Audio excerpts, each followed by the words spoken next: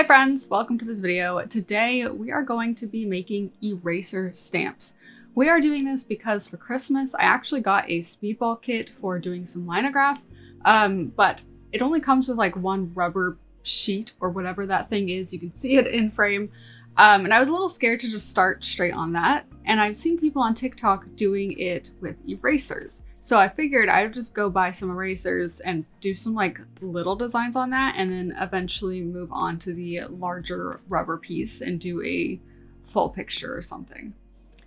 I also recently saw Mira Byler do this, and so that reminded me that I wanted to do this and prompted me to actually go buy the erasers for this. So go see her video. She did some really nice designs. In this video, we're sticking with the erasers, but if you would like to see a video process of me doing the full linograph thing, it is only like a 4x6 or something. I'm not sure how big that thing is. It's not huge, but I still want to do something a little more detailed than these erasers. So yeah, let me know if you'd like to see that. I am starting off with this cloud design. I had this idea to do some like clouds and stars and things because I've been drawing a lot of that recently.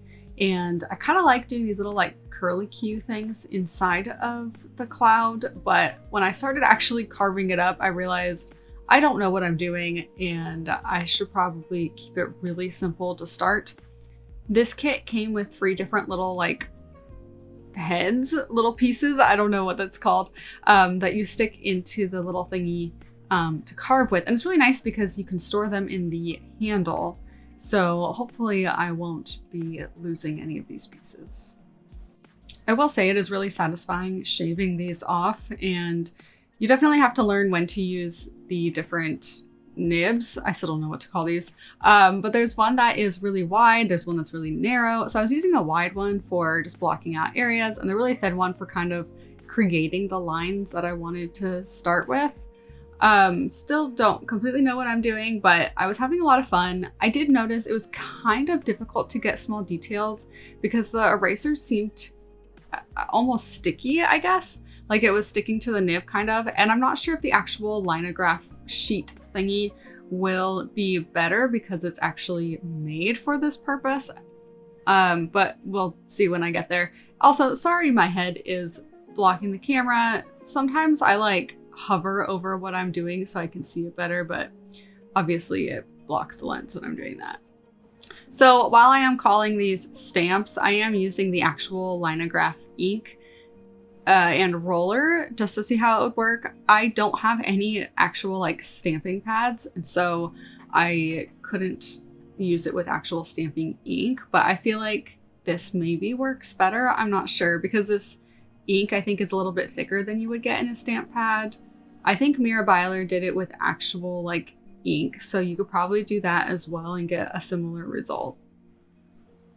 So I moved on to doing some stars. These were kind of fun to do, but definitely I think harder than the cloud. I had a hard time with the pointy parts of the stars just because I feel like you have to be so precise, and they were so small that if you did it slightly wrong, it drastically changed the shape of the star and it looked a little bit silly. So this was a little bit more of a struggle than the cloud. I also did a few test prints, and actually putting the ink on here was a really good way of telling which parts of the eraser I needed to shave down a little bit more, because as you can see in the first test print, there's like little random bits and pieces that are printing that I didn't really want. And then I could see where the shapes of the stars weren't really the greatest. And I did this a couple times, but by the 3rd time I was happy enough with it. So if you're having a hard time seeing your design, putting ink on it might actually be helpful, but it is definitely a little bit messy to try to shave down the eraser while the ink is on there. And from here, I went to the Space Needle. I wanted to try to make something slightly more complicated than the cloud and the stars. And I remembered that I had already done this kind of like line art style of the Space Needle with some mountains and stuff. And I figured the Space Needle was the perfect shape to fit onto an eraser. So I thought I would try to do just like a simple depiction of this. And I'm really sorry, my head kept getting in frame. Sometimes I get really into it and I hover over my art so I can see it better. I decided also to cut up these little star stamps, which did make putting the ink on them a little more difficult because it's such a tiny thing, but it allowed me to do stars in whatever order I wanted without them having to be 3 in that particular shape that it was before, if that makes sense. But that's basically the end of this. I did do some tests with Copic markers to see if I could draw using this as line art, so I'll insert that in a second, but make sure you like, comment, and subscribe, and I'll see you all in the next video. Okay, I tested it because I was curious. You can indeed use Copic markers.